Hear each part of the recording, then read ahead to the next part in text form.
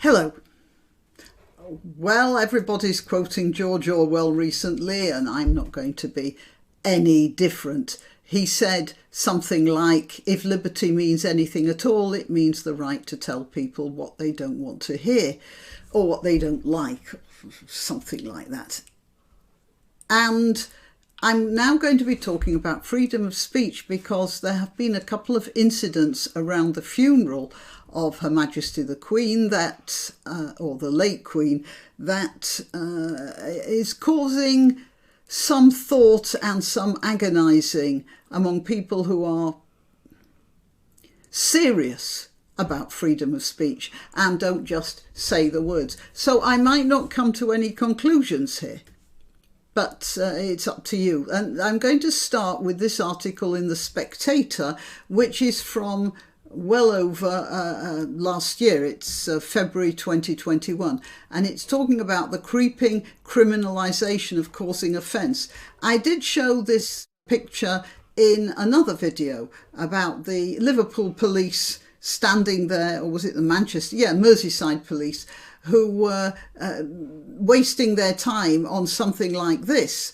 Being offensive is an offence when it isn't actually, but the law is framed in such a way that they are taking it like that, instead of looking after the real criminals who are being really offensive with firearms. But that was another story. So let's look at this. At a time when resources are scarce, the Merseyside Constabulary must have thought long and hard about its recent advertising campaign, a stern message to the people of the Wirral. Being offensive, it declared, is an offence. The slogan was put on a van along with text urging the public to inform on transgressors. So it's not only an offence, but let's turn the entire population into a bunch of tale tellers who will just provide us with the material we can use to prosecute a lot of people for being offensive, for saying bad words that somebody has taken. Now, I keep referring back to Count Dankula and his Nazi pug thing. And the police didn't find anybody. And of course, it was a sort of Holocaust joke. Some people might not find it funny, but that's another point. And they really had to search long and hard among the Jewish community in Scotland to find at last one notable who was prepared to stand up in court and say he found it offensive. So, but that's the point. There are many people who find a lot of things offensive, and they were prosecuting Mark Meakin as a criminal for simply making people feel uncomfortable, not threatening them, just giving them offence. Now, that's a very bad law. It's a very bad law when whatever it is how somebody feels about it. That's a big problem with this law, but it's not the only problem. And I'll show you what I mean as I work my way through all this stuff. 4 officers, on its own, the incident is merely an embarrassment. Hang on. The police only recognised their error, that is about this placard, after a public outcry. We would like to clarify, said Superintendent Martin Earl, that being offensive is not in itself an offence. So you see, he's been a bit mealy-mouthed about this. It isn't in itself an offence, but then the police can find other things that they can zap you with, having had their attention brought to you. So that's not really a get-out-of-jail-free card. On its own, the incident is merely an embarrassment, but it represents a worrying general trend. Once it has been established as a principle that people can be arrested for what they say, not just what they do, the police may indeed believe that being offensive is an offence and act upon that belief. Well, they are already doing that. That's for sure. And that's the problem. The police are setting themselves up as judges and juries in situations where they're definitely neither of the two. Had the Merseyside police consulted the Crown Prosecution Service before unveiling the poster, they might have been reminded that hate crime is the exacerbated version of something that is already a criminal offence. That is to say, a crime that is perceived to be motivated by hostility or prejudice based on a person's race or perceived race. And I disagree with that as well. Either you have a crime or not a crime. The fact that you are of evil intent in one direction or another shouldn't be something for the law to deal with, because the law is a blunt instrument. The law has to deal with what's happening, not what's inside people's heads. All right, so that's the first warning of what's going on. Now, the second is this. So what do you think of this? When the Queen's coffin was being driven through Edinburgh, a man shouted at Prince Andrew, who was one of the mourners following the coffin. And the police acted. Now, I don't think the police acted on their own. I think someone in the crowd, or one or two people, actually pushed this shouter to one side, and then the police, who were behind the crowd, pulled him away and removed him. And they, according to this, they arrested him. Now, I don't know what paper this is in. I think it's the Standard. I'll let you know if I see. I put it onto Reader to stop all the adverts, and the header, the page header, is gone as well. Police in Edinburgh have arrested a man who heckled Prince Andrew as he walked behind the Queen's coffin during a solemn procession on the city's Royal Mile.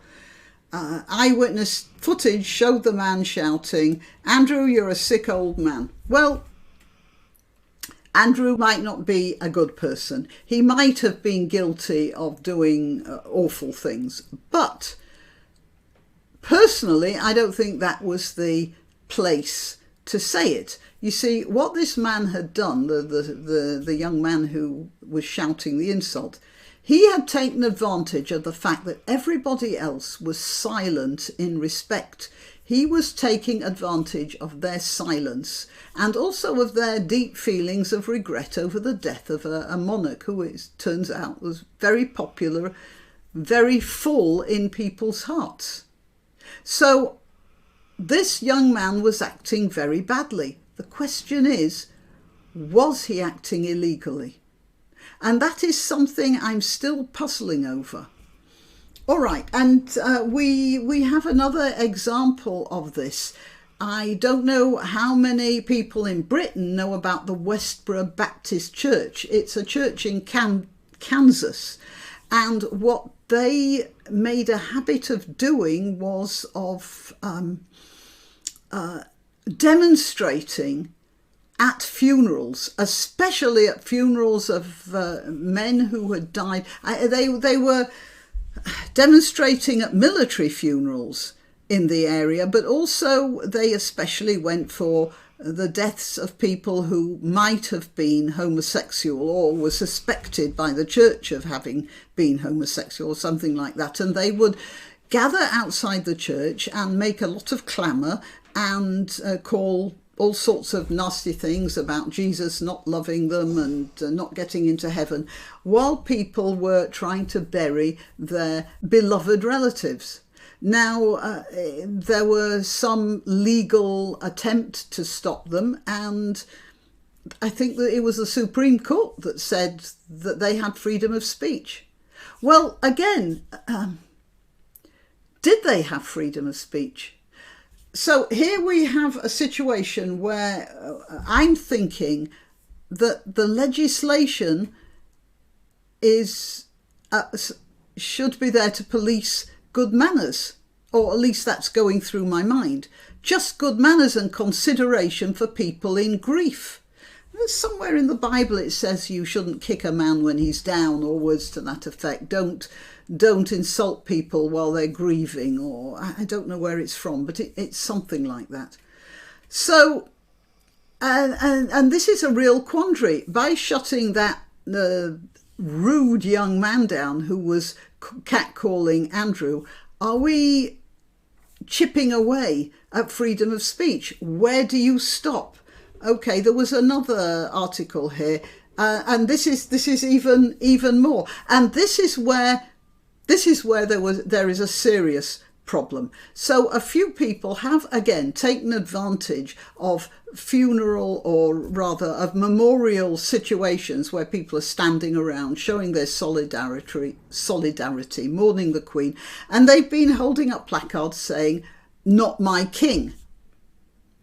And that is offensive to people who are mourning. It's a stab at their grief. It's rude. But is it arrestable?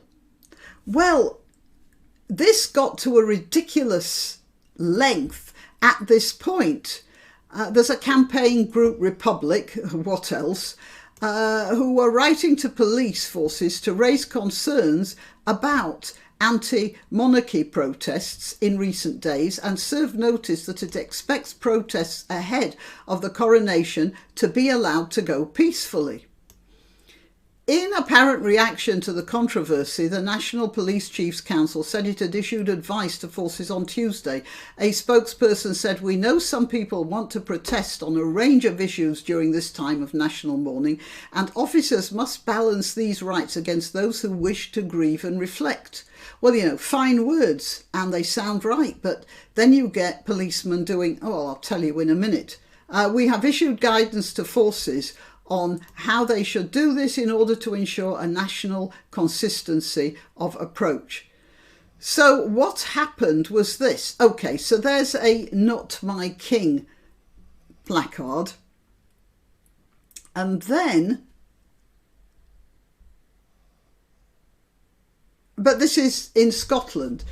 You see, in Scotland, the laws about causing offence are even more all-encompassing than they are in Britain. 2 other people have been charged with breach of the peace in connection with the procession in Scotland. A woman who held up an anti-monarchy placard saying, well, I'm not going to, something of a generative nature to imperialism, and a 38-year-old man in Aberdeen. Okay, so this is from the Standard. Man holds up a blank sheet of paper. He's holding it up, and a policeman comes up to him and says he has to stop that, and threatens him with arrest. A barrister holding up a blank sheet of paper was threatened with arrest by a police officer in Parliament Square.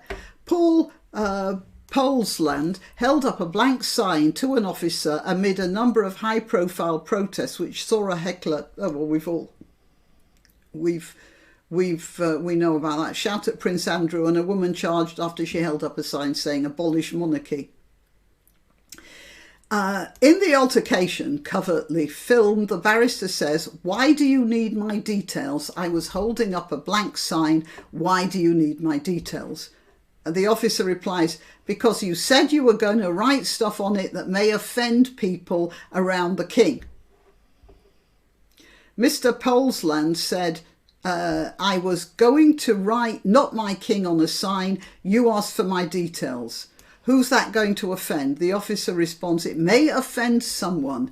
I don't know." You see, at this point, the policeman thinks he has a law that we don't have. And that's all to do with the original law about causing offence. And it's given powers to the policeman that he doesn't understand.